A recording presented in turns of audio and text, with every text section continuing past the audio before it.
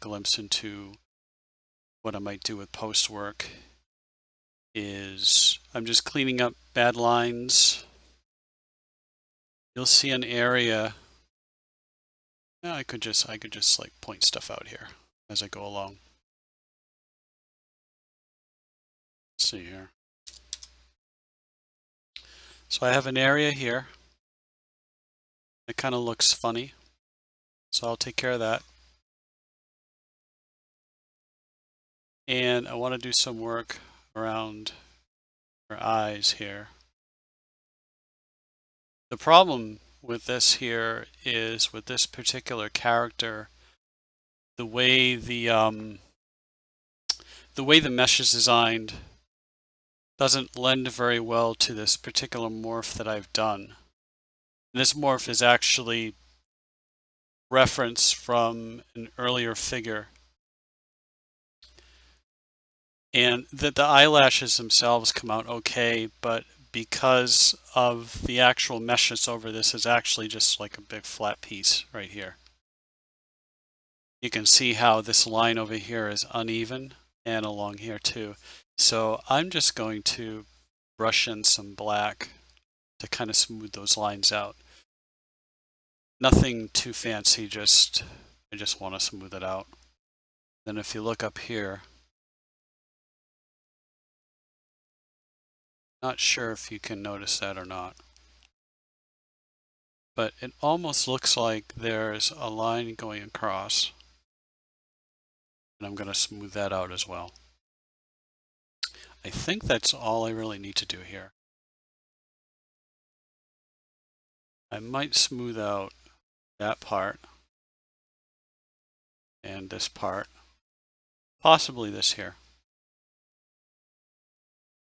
Yeah, I'll probably do that. So I'm just going to start with this stuff here. Hopefully, like I'm doing here, I'll check OBS once in a while, make sure I'm not dropping frames. CPU is way low. It's very good. Alrighty. And no music this time. I just, you know, the last stream I got a little trolled by the streaming music service I was using. It was billed as an indie station, and I started hearing all kinds of well-known music popping up. I'm like, oh, this is probably going to be Curtains. Sure enough, it was. So I could have left that VOD up, but I was explaining a lot of things in Blender at the time, and about half the video was muted, so I just, like I said, fuck it. I'm just going to delete it. I had a couple of viewers, but I said, nah, I'll start over. I'll do something else later on. So I got the bug again and figured, why not? I'm seeing other things here. I'm being kind of picky, but I fix this area here. Let's go into her other hand. I know this stuff is pretty mundane, but it's a short stream, and I figured I'd do a little something. Let's see here.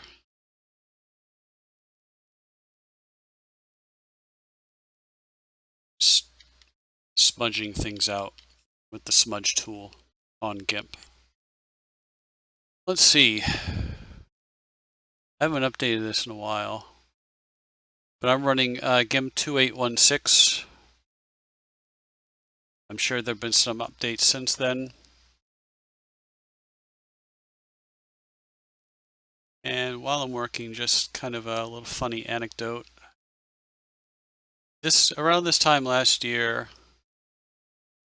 I did an art exchange for somebody whom I had met shortly before that period.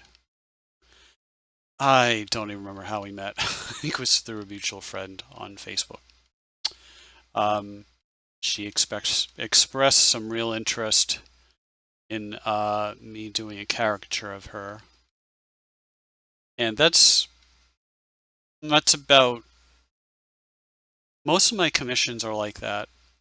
Somebody will contact me, they'll look at one of my original creations here, like Brandy, and it's usually a girl. I work on girls. I used to work on guys, but for one thing, I'm not as good at them, and there isn't a whole lot of contact. Jeez, I can't talk today. There isn't a whole lot of content for male figures in this medium. So at one point, I decided, you know what, I'm just going to work on females only.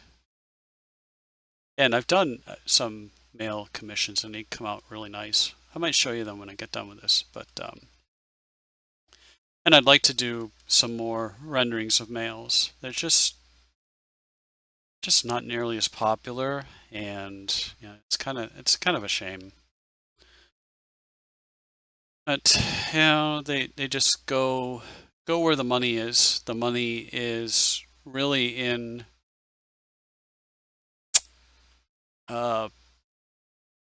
pinup type things, and basically what we call naked Vicky with a sword.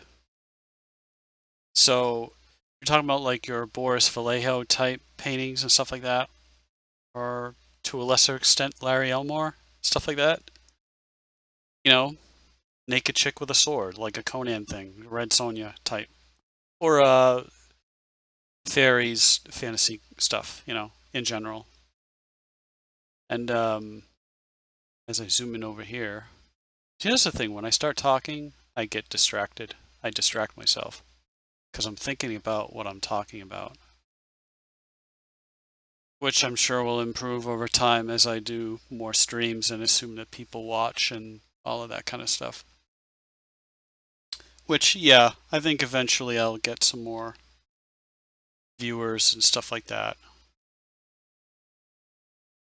Let's bump down to, let's actually bump down to about 35. I like to kind of layer it on a little bit. But yeah, where was I going with this? See, now I lost my train of thought. I derailed it. A one-trick pony here.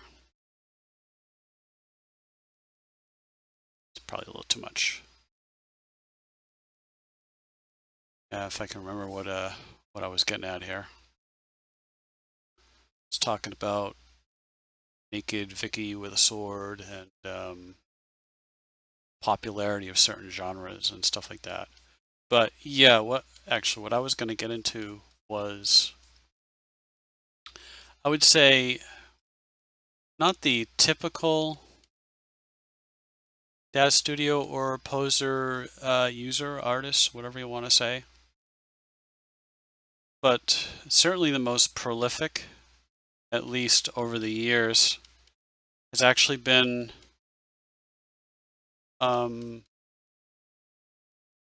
it's not been males, I can tell you that. I want to say soccer moms, but not really.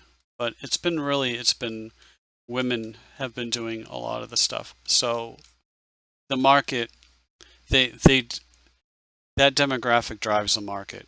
Is basically what I'm getting at here. It's just a little bit. There we go. Just kind of. I'm just smoothing out some of the rough edges here. That's a little flat, but I'm not going to worry about that too much. But yeah, since this hobby, and really I'm still making kind of hobby income, but I consider myself a professional because I do get paid for some of this stuff, and I have some stuff going on the side too.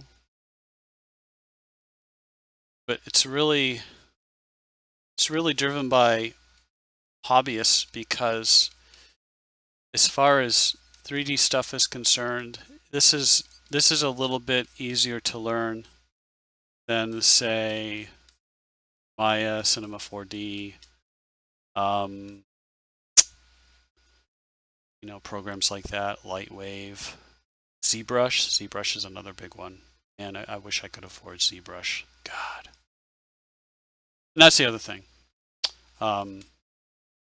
Poser's, I think Poser runs retail 400 and something, but there's always a sale. And you don't have to get the latest Poser. Like I remember picking up, I think like Poser 7, and they had it at a deep discount because they had come out with Poser 9 or something. So it was 2 versions back, and I picked it up for like $40, and it comes with content. So, and the thing with Daz Studio is it's free. And the business model is either those companies or people, users, artists that use this stuff will create content, and it'll go on sort of a consignment type of deal. And that's kind of it's kind of where the market is driven. And there's been some controversy recently. I'll just take a little break here. Since I'm doing more talking because there's no music, because copyright and all that. There's been some controversy recently about the makers of Daz Studio going with this, and this sounds completely ridiculous once I explain myself. They made a kind of a silent push towards DRM content for Daz Studio. And what that means is, say I buy some content on the Daz Studio website, and let's say it's made by a user. I just say a user just for convenience sake. Content developer, whatever. And that person sets the delivery for that piece of content being purchased to be DRM controlled. That would mean that my copy of Daz Studio would have to log in, phone home to the server, and would have to authenticate and verify that I am an authorized user for that content. And from a hobbyist perspective, that's okay. I mean, it happens all the time. You get a game on Steam, and then you buy DRM content for it. You log into Steam, you verify your account, and all that stuff. But this is content that could be used professionally. And could you just imagine, just if you will, if you could imagine, say you have a project to work on, and let's say you got an advance check and you have a deadline to meet, and you have to access a certain piece of content, either that you have to buy to finish this, or say you already have it, but you still need it to complete your project, and you don't have any access to it because for some reason you can't verify with Daz's server that you're an authorized user. That gets a little ridiculous, It's kind of like this whole Adobe Creative Cloud thing. It's all fine and dandy until you can't verify that you're an authorized user. You have to be online, and you have to be authorized, or play. I think there's something inherently wrong with that. But anyway, it's my little tangent for the day. DRM content and how I feel DRM content, while I don't agree with it, I can put up with it for certain things, but not for others. And when it comes to something like this, when it comes to assets that you could very well have to rely on to put food on your table, I don't agree with it at all. But let's see how this is actually looking pretty good. And that is, incidentally, that was another thing I was going to get into, was just my use of GIMP. Now, I use GIMP for two reasons. One, Photoshop's too expensive. Number two, GIMP is cross-platform, free, and open source. So I could use this on a MacBook, I could use this on my Windows Tower, I could use it on my Linux box. And the workflow is the same. So, something to think about, guys. Something to think about. I'm not knocking Photoshop, it's a great program. And in fact, before I used the GIMP, I was using PaintShop Pro. And without going into details about that, not every single copy of PaintShop Pro that I had was a legitimate copy. And it was a long time ago. Not a good thing to do, but when you don't have any frickin' money and you don't have access to something like the GIMP, you got to do something. And I wasn't getting paid for this stuff, so it's a gray area. It's wrong. And it's against the principles that I adhere to now since I'm a professional now. And sometimes you got to get the job done, but you got to do it legitimately. So right now, not even sure if I should go continue along this line here. There's something that looks like a line right here. And right now I'm just trying to figure out whether it's actually worth doing that. I can certainly do it. I don't really see much of a difference here. You're just making it look a little more blurry. I can change values as I go along, but I might actually just leave it alone. Zoomed out like that, you know, I'm not terribly happy with it. I might do this area here. Let's go in and do that. See how it turns out. If it looks okay, then I'll continue. If not, then I'll just say, you know, it's a wash. And this is not even really just, I'm just gonna see how things change out here.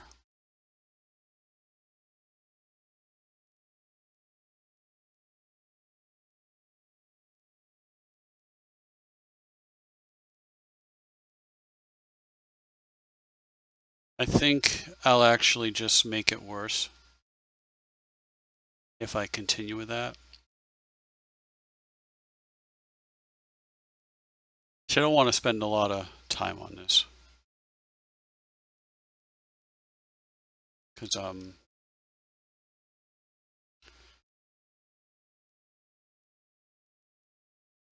this area right here, I can fix it. It might take me a half hour. And one thing you have to kind of consider here is when you look at the whole image as a, you know, everything as it stands here, is it really worth it? Is it really worth it? I'd say maybe the only part that's worth it is in this section here.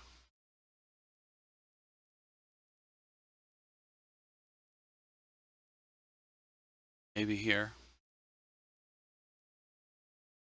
Not really much else anywhere. I think maybe if I just work on this part here.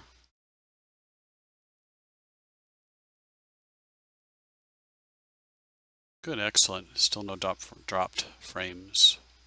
That's very good. So I think if I really just, that's what, it shows up more when you're you zoomed out, but really this section here, and maybe in here to a lesser extent is really what kind of sticks out to me. And it looks almost like the texture itself has a line over here that moved. This is mirrored. That's mirrored. I can tell that. So it might be a flaw just in the texture itself.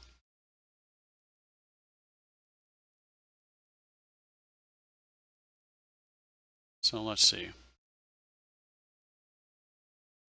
Zoom in close, you really don't see it. If I just lighten that line.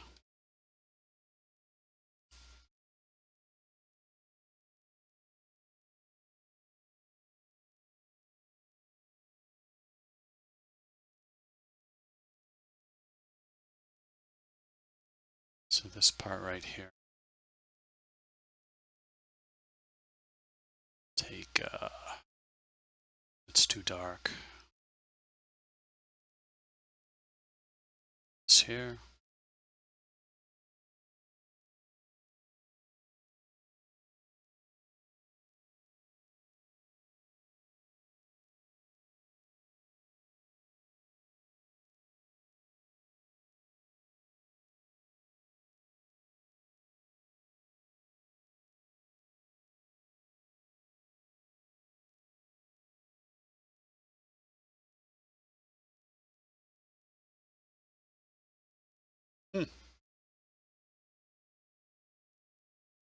You see a little bit of an improvement there.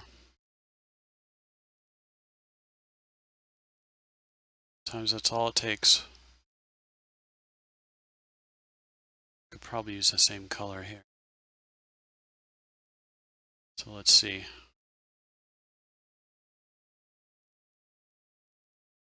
I do this and this.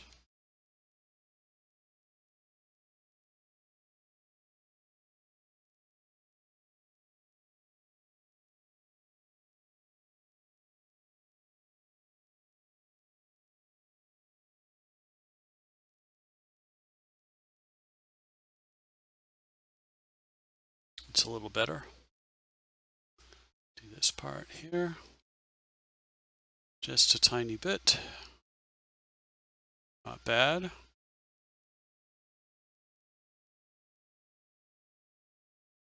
Still see a line there, but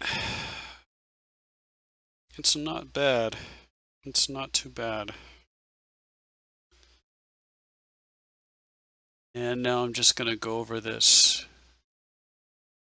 See where else I could touch up if there's anything that needs touching up.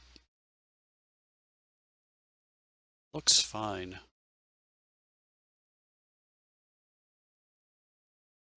As an oversight, I probably should have subdivided this collar. It's extremely low resolution as far as verts go. The rings anyway, they didn't smooth out enough, so it's an oversight, but doesn't detract from the whole thing. That's the thing with content that you buy. You know, you're pretty much restricted by what you purchase, wherever it may be. You know, some of the products are good. Some of them, you know, like her jacket is okay, the top is okay. It's all part of one set. But those rings really should have had a little bit more work done to them. And really wouldn't have taken much. You know, like if you're working in Blender, you subdivide it once and maybe even add a little smoothing modifier, you're done. You know, it's literally like 6 key presses, I guess. So These developers aren't perfect, you know, and I think this particular set was made like 8 years ago anyway, so it's not like I'm gonna say, "Hey, dude, your your rogue outfit here. I want my money back because these rings look like garbage." Nah, that's just silly. I will work around it. Now I'm just being picky. Just being picky.